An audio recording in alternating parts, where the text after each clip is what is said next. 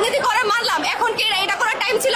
আসসালামু আলাইকুম রহমতুল্লাহ। প্রিয় দর্শক, বাংলাদেশ জামায়াতে ইসলামের আমির ডক্টর শফিকুর রহমানের বিরুদ্ধে একটা অভিযোগ আসতেছে যে কেন তারা আজকে বান ইউনিটে বিভিন্ন হসপিটালে আহতদের দেখতে কেন তারা ছুটে গেলেন। তারা কি বুঝতে পারেন নাই যে আজকে যেহেতু এই ধরনের একটা দুর্ঘটনা ঘটেছে, অর্থাৎ সবার চিকিৎসা প্রয়োজন, হসপিটালে গেলে পরে নেতাকর্মীদের ভিড় সহ সব কিছু আহতদের চিকিৎসায় ব্যাঘাত ঘটবে। এটা কি তারা আজ করতে পারেন নাই? তারা কি বুঝতে পারেন নাই? এটা অনেকে প্রশ্ন শুরু আছে। আসলে আমির জামান ডক্টর শফিকুর রহমান সহ বিএনপি নেতৃবৃন্দ যারা গিয়েছিল, যার কারণে অনেকটাই গ্যাদারিং সৃষ্টি হয়েছিল।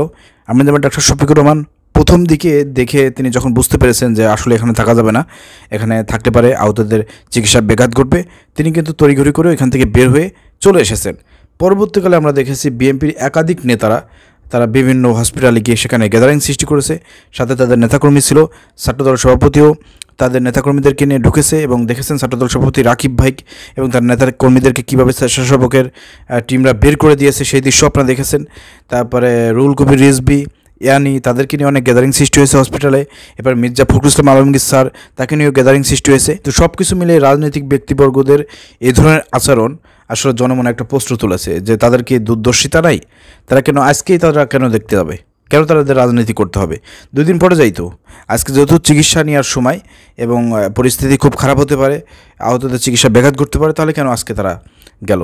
আসলে আমি যেমন ডক্টর শফিকুর রহমান ওইভাবে বুঝতে পারেন নাই, তিনি ফার্স্টে গিয়েই বুঝতে পেরে তারপর কিন্তু এখান থেকে চলে এসেছেন। ওই যে আমির জামান ডক্টর শফিকুর রহমান চলে গেছেন, তো বিএনপি নেতৃবৃন্দ মনে করছে আমির জামান ডক্টর শফিকুর রহমান সব ক্রেডিট নিয়ে যাচ্ছে, তিনি চলে গেলেন, আমরা না গেলে কেমন হয়, মানুষ আমাদেরকে খারাপ বলবে। তো ওই যুগে যুগে তারাও গেছে, এই গ্যাদারিং সৃষ্টি হয়েছে। ঠিক আছে, এই জন্য কিন্তু মানুষ অনেকে প্রশ্ন করতেছে যে রাজনীতিবিদরা তারা আপনার এটা নিয়ে আপনার ব্যবসা করতেছে, রাজনীতি করতেছে, কেন আজকে তাদেরকে যাইতে হবে? ব্যক্তিগতভাবে যদি আমাকে জিজ্ঞাসা করেন ভাই আপনার কেমন লেগেছে আমি জানি না, আসলে রাজনীতিবিদদের আজকে যাওয়াটা, এই আহতদের দেখা, তাদের খোঁজখবর নেওয়াটা আমি কোনোভাবে সাপোর্ট করতেছি না।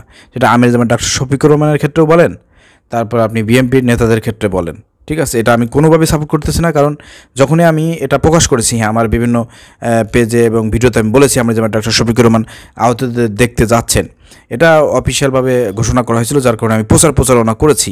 কিন্তু আসলে ব্যক্তিগতভাবে আমি যদি এখন বলি, আসলে এটা ঠিক হয় নাই, এই যাওয়াটা ঠিক হয় নাই।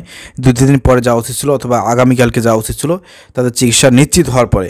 এই সময়টা গিয়ে গ্যাদারিং সৃষ্টি করা, এটা আসলে জনমনে অনেক প্রশ্ন তুলেছে। ঠিক আছে, তো এই ক্ষেত্রে আমরা মনে করি যে এই ঘটনা আমির জামান ডক্টর শফিকুর রহমান সহ আরও অন্যান্য রাজনীতিবিদ যারা আছেন তাদের জন্য কিন্তু এটা একটা শিক্ষা। এখান থেকে আশা করি আগামীতে তারা শিক্ষা গ্রহণ করে আগামীতে এই ধরনের কর্মকাণ্ড থেকে বিরত থাকবে। প্রিয় দর্শক, যদি আমার কথার সঙ্গে একমত থাকেন একটু কমেন্ট করে জানাবেন, দ্বিমত পোষণ করলেও কমেন্ট করে জানাবেন, ভিডিওটি শেয়ার করে দেবেন। আসসালামু আলাইকুম রহমতুল্লাহ।